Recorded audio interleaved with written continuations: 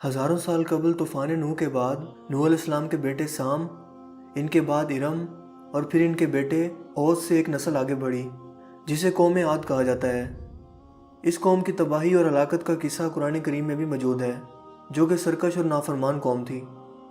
اللہ پاک نے اس قوم کو غیر معمولی قد و قامت اور بے تحاشا طاقت عطا کی تھی۔ ان میں سے ہر شخص کا قد کم از کم 12 گز ہوتا تھا۔ یہ اتنے طاقتور تھے کہ بڑے بڑے کئی ٹن وزن کے بھاری پتھروں کو ایک ہاتھ میں اٹھا کر پھینک سکتے تھے۔ ان لوگوں کی عمر سینکڑوں سال ہوا کرتی تھی اور نہ ہی یہ لوگ بیمار ہوا کرتے تھے۔ یہ قوم پتھروں کو تراش کر گھر بنایا کرتی تھی اور ارم نام کی بستی میں رہا کرتی تھی، جو بڑے بڑے ستونوں والی بستی تھی۔ اس قوم نے بے حد ترقی کی اور پورے یمن پر قابض ہو گئی۔ یہ بستی ان کے دادا ارم کے نام پر منسوب تھی۔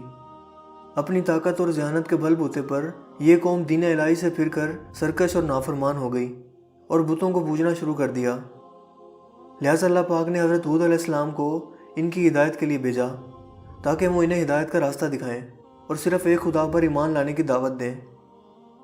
حضرت ہود علیہ السلام نے ان کو سمجھانے کی بہت کوشش کی، مگر یہ قوم سرکش اور نافرمان ہی رہی اور راہ راست پر آنے کی بجائے ہود علیہ السلام کا مذاق اڑانا اور انہیں بستی سے نکالنے کی دھمکیاں دینا شروع کر دیں۔ جب یہ قوم کسی صورت راہ راست پر نہ آئی تو اللہ نے ان کی بدعمالیوں کے سبب انہیں شدید ترین طوفان کے ذریعے تباہ و برباد کر کے رکھ دیا۔ دوستو، قوم عاد میں خاص طور پر 2 بادشاہ جاہ و جلال والے تھے اور یہ دونوں بھائی تھے۔ بڑے بھائی کا نام شدید تھا اور چھوٹے بھائی کا نام شداد تھا۔ شداد اپنے بڑے بھائی شدید کے بعد تخت کا وارث بنا۔ شداد کے دور میں قوم عاد ایک وسیع و عریض رقبے پر قابض ہو گئی اور بے شمار لشکر اور خزانے جمع کر لیے۔ اس نے اپنی سلطنت کی رونق کو ایک کمال عروج بخشا۔ اس نے اپنی ذہانت اور طاقت کے بل بوتے پر دنیا کے کئی بادشاہ کو اپنے ماتحت کر لیا اور اپنی سلطنت کو انتہائی طاقتور کر لیا۔ یہاں تک کہ کسی بادشاہ میں بھی اتنی جرأت اور طاقت نہیں تھی کہ اس کا مقابلہ کر پاتا۔ اس نے اپنی اتنی بڑی سلطنت پر کئی گورنر مقرر کر دیے جو اس کے ماتحت کام کرتے تھے۔ اس تسلط اور غلبے نے اسے اتنا مغرور اور متکبر کر دیا کہ اس نے ایک روز خدائی کا دعویٰ کر دیا اور لوگوں کو مجبور کیا کہ وہ اس کی پرستش کریں۔ حضرت ہود علیہ السلام نے اسے سمجھانے کی بہت کوشش کی اور اللہ کے عذاب سے ڈرایا، مگر اس پر اس کا کوئی اثر نہ ہوا۔ اس نے جواب دیا، جو حکومت و دولت، شان و شوکت اور عزت مجھے اب حاصل ہے، اس سے زیادہ اللہ تعالیٰ کی عبادت کرنے سے مجھے بھلا کیا حاصل ہوگا؟ کیونکہ جو کوئی بھی کسی کی خدمت اور اطاعت کرتا ہے یا تو عزت و منصب کی ترقی کے لیے یا دولت کے لیے کرتا ہے، اور مجھے تو یہ سب کچھ میسر ہے، تو میں کیوں کسی خدا کی عبادت کروں؟ علماء اور مسلمین نے بھی، جو سابقہ انبیاء کے وارث تھے، اسے بار بار سمجھایا اور بتایا کہ یہ حکومت و دولت فانی ہے، جبکہ آخرت کی زندگی ہمیشہ قائم رہنے والی ہے اور اللہ کی اطاعت میں ہی آخرت کی نجات ہے، اور اسی کے ذریعے جنت کا حصول ممکن ہے، جو دنیا بھر کی تمام دولت اور نعمتوں سے زیادہ قیمتی ہے۔ شداد نے جب یہ سنا تو تجسس میں پوچھا کہ مجھے بتاؤ، یہ جنت کیسی ہوتی ہے، اس کی تعریف اور اس کی خوبیاں کیا کیا ہیں؟ ان نصیحت کرنے والوں نے جنت کی وہ صفات جو انبیاء کرام کی تعلیمات کے ذریعے انہیں معلوم ہوئی تھیں، اس کے سامنے بیان کر دیں۔ شداد نے جب یہ سنا تو کہا، مجھے اس جنت کی ضرورت نہیں ہے، کیونکہ ایسی جنت تو میں خود بھی دنیا میں ہی بنا سکتا ہوں۔ چنانچہ اس نے اپنے ماتحت 100 گورنروں کو بلایا اور ہر ایک کو 1000 آدمیوں پر مقرر کر دیا اور تعمیر کے سلسلے میں ان سب کو اپنی پسند سمجھا دی اور حکم دیا کہ پوری دنیا کے ماہر تعمیرات کو میرے شہر یعنی عدن بھجوایا جائے۔ اس کے علاوہ اپنے ماتحت بادشاہوں کو حکم دیا کہ اپنی سلطنت میں موجود سونے اور چاندی کی کانوں سے اینٹیں بنوا کر عدن بھیجیں۔ یوں کوہ عدن کے پہاڑ کے ساتھ ایک مربع شہر جو 10 کوس چوڑا اور 10 کوس لمبا تھا بنانے کا حکم دیا۔ اس شہر کی بنیادیں اتنی گہری کھدوائی گئیں کہ پانی کے قریب جا پہنچی۔ پھر ان بنیادوں کو سنگ سلیمانی سے بھروا دیا گیا۔ جب بنیادیں بھر کر زمین کے برابر ہو گئیں تو ان پر سونے اور چاندی کی اینٹوں سے دیواریں بنائی گئیں۔ ان دیواروں کی بلندی 100 گز رکھی گئی۔ جب سورج نکلتا اور اپنی روشنی ان دیواروں پر ڈالتا تھا تو نظر ان دیواروں پر نہیں ٹھہر پاتی تھی۔ اس طرح کی دیواروں سے اس شہر کی 4 دیواری تعمیر کی گئی۔ اس کے بعد 4 دیواری کے اندر 1000 محل تعمیر کیے گئے۔ ہر محل 1000 ستونوں سے بنا تھا اور ہر ستون میں ہیرے جواہرات جڑے ہوئے تھے۔ شہر کے درمیان میں ایک بڑی نہر بھی بنائی گئی جس سے مزید چھوٹی چھوٹی نہریں نکل کر ہر محل سے گزرتی تھیں، اور حوض اور فوارے بھی بنائے گئے۔ ان محلوں کی دیواریں اور فرش یاقوت، زمرد، مرجان اور نیلم سے سجائی گئیں۔ نہروں کے کنارے پر مصنوعی درخت بنائے گئے جن کی جڑیں سونے کی اور پتے اور شاخیں زمرد کے تھے۔ ان پر موتی اور یاقوت کی طرح کے اور بھی دوسرے ہیرے جواہرات بنوا کر ان پر ٹانگ دیے گئے۔ شہر کی دکانوں اور دیواروں کو مشک اور زعفران، عنبر اور گلاب سے معطر کیا گیا۔ یاقوت و مرجان کے خوبصورت پرندے بنوا کر چاندی کی اینٹوں پر رکھ دیے گئے، جن پر پہرے دار اپنی باری پر آ کر بیٹھتے تھے۔ اس شہر کی تکمیل مکمل ہونے کے بعد حکم دیا گیا کہ ریشم کے قالین بچھا دیے جائیں اور نہروں میں کئی کے اندر میٹھا پانی، کسی میں شراب، کسی میں دودھ اور کسی میں شہد و شربت جاری کیا جائے۔ بازاروں اور دکانوں کو کم خواب اور زر بفر کے پردوں سے سجا دیا گیا۔ ہر پیشے اور ہر ہنرمند افراد کو حکم دیا کہ وہ اپنے اپنے کاموں میں مشغول ہو جائیں اور اس شہر کے بسنے والوں کے لیے ہر قسم کے پھل اور میوے پہنچانے کا انتظام کریں۔ یہ شہر 12 سال کی مدت میں بن کر تیار ہو گیا۔ لہذا شداد نے اپنے تمام امراء اور دولت مند حکمرانوں کو حکم دیا کہ سب اس شہر میں آ کر آباد ہو جائیں، اور فوراً اپنے لاؤ لشکر کے ہمراہ انتہائی تکبر اور غرور کے ساتھ اس شہر کی جانب روانہ ہوا۔ بعض علماء اور نصیحت کرنے والے لوگ بھی اس کے ساتھ تھے، اور راستہ بھر وہ ان کا مذاق اڑا کر اور تمسخر کرتے ہوئے ان سے کہتا رہا، ایسی جنت کے لیے تم مجھے کسی اور خدا کے آگے جھکنے اور ذلیل ہونے کا کہتے تھے؟ میری قدرت اور طاقت کا اب تمہیں اچھی طرح سے اندازہ ہو گیا ہوگا۔ دوستو، اس زمانے میں لوگ بہت لمبی عمر کے ہوا کرتے تھے۔ مثلاً حضرت نوح علیہ السلام 900 سال تک زندہ رہے، لہذا شداد کو بھی بتایا گیا تھا کہ وہ بھی اتنا عرصہ تک زندہ رہے گا، لہذا وہ اپنی اس بنائی گئی جنت میں پہنچنے اور موت سے پہلے اپنی بقیہ زندگی اس میں گزارنے کے لیے بہت بے چین تھا۔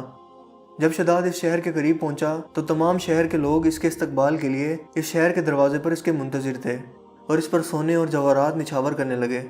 اس متکبرانہ انداز اور شان و شوکت سے چلتے ہوئے جب وہ شہر کے دروازے تک پہنچا تو ابھی اس نے گھوڑے کی رکاب سے ایک پاؤں نکال کر دروازے کی چوکھٹ پر رکھنا ہی چاہا تھا کہ اسے وہاں موجود ایک اجنبی شخص کھڑے ہوئے دکھائی دیا۔ شداد نے حیرت سے اس سے پوچھا کہ تو کون ہے؟ اس نے جواب دیا، میں ملک الموت ہوں۔ شداد نے پوچھا، کیوں آئے ہو؟ اس نے کہا، تیری روح قبض کرنے آیا ہوں۔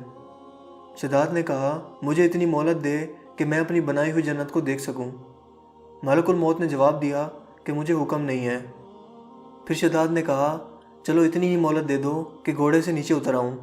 پھر جواب ملا کہ اللہ کی طرف سے اس کی بھی اجازت نہیں ہے۔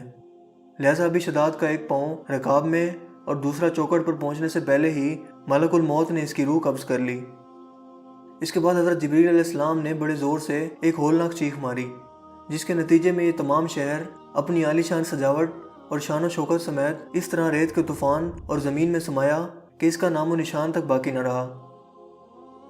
دوستو، قرآن کریم میں اس شہر کے بارے میں کچھ یوں بیان ہوا ہے، وہ جو ارم تھے بڑے ستونوں والے، اور شہروں سے اس کے مانند کوئی شہر شاندار نہ تھا۔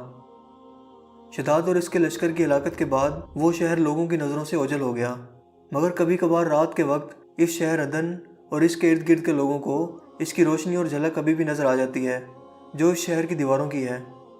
حضرت عبداللہ بن قلابہ رضی اللہ تعالیٰ عنہ، جو ایک صحابی تھے، ایک بار اتفاق سے وہاں چلے گئے۔ اچانک آپ کا ایک اونٹ فرار ہو گیا اور اس جانب نکل گیا۔ آپ اس کی تلاش میں اس شہر تک جا پہنچے۔ وہاں 2 بڑے بڑے دروازے موجود تھے جو کسی شہر کے معلوم ہوتے تھے۔ جب وہ اندر داخل ہوئے تو منظر دیکھ کر آپ بے ہوش ہو کر گر پڑے۔ ہوش آنے پر آپ سوچنے لگے کہ اس شہر کی صورتحال ہو بہو وہی نظر آتی ہے جیسے نبی کریم صلی اللہ علیہ وآلہ وسلم نے ہم سے شداد کی جنت کے بارے میں بیان کیا تھا، اور سوچنے لگے کہ کیا یہ خواب ہے یا در حقیقت میں نے وہ دیکھ لیا۔ اسی حالت میں وہ شہر کے مزید اندر گئے، جس میں نہریں اور درخت جنت کی طرح کے تھے، مگر وہاں کوئی انسان نہیں تھا۔ آپ نے وہاں پڑے ہوئے کچھ جواہرات اٹھائے اور واپس چل پڑے، یہاں تک کہ اس وقت کے دارالخلافہ دمشق میں پہنچ گئے۔ حضرت امیر معاویہ رضی اللہ تعالیٰ عنہ وہاں موجود تھے۔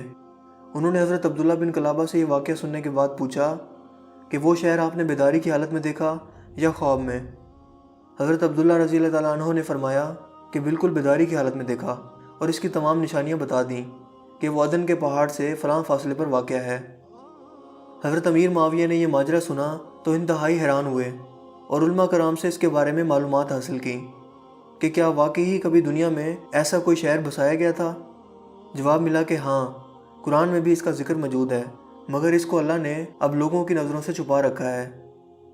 اور مزید یہ بتایا کہ حضور اکرم صلی اللہ علیہ وآلہ وسلم نے فرمایا ہے کہ میری امت میں سے ایک آدمی اس میں جائے گا اور وہ چھوٹے قد اور سرخ رنگت کا ہوگا، اس کے ابرو اور گردن پر 2 تل ہوں گے اور وہ اپنے اونٹ کو ڈھونڈتا ہوا اس شہر میں جا پہنچے گا اور اس شہر کے عجائبات کو دیکھے گا۔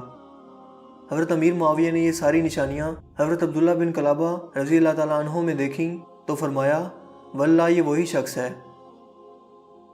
دوستو یہ شاندار واقعہ ان لوگوں کے لیے مثال ہے جو یہ سمجھتے ہیں کہ وہ اللہ پاک کی طاقت اور شان کا مقابلہ کر سکتے ہیں اور دولت اور طاقت کے نشے میں اتنے مغرور ہو جاتے ہیں کہ خود کو خدا تک سمجھ بیٹھتے ہیں، اور پھر اللہ رب العزت انہیں اتنا بے بس اور مجبور کر دیتا ہے کہ وہ اپنی ہی بنائی ہوئی جنت میں بھی قدم نہیں رکھ پاتے۔ بے شک انسان کا مال بھی اس کے لیے فتنہ ہے۔ ایسے لوگوں کے لیے اللہ پاک نے قرآن کریم میں ارشاد فرمایا ہے مگر انسان سرکش ہو جاتا ہے جبکہ وہ اپنے تئیں سخی دیکھتا ہے، کچھ شک نہیں کہ اس کو تمہارے پروردگار کی طرف ہی لوٹ کر جانا ہے۔